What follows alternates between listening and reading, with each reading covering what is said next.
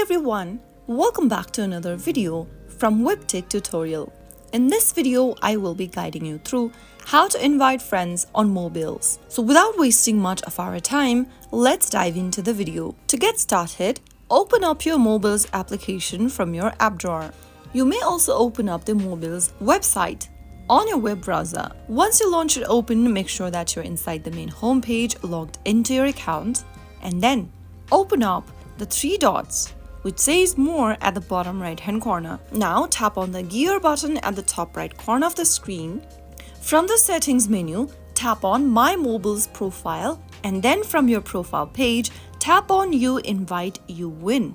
Select one of the contacts from the list available in the pop-up, or you can also use one of the social media applications on the list and select a contact you'd like to send the invitation link to. Once your friends join into Mobills using your invitation code, you will be able to invite them on Mobills. So that is how it's easily done.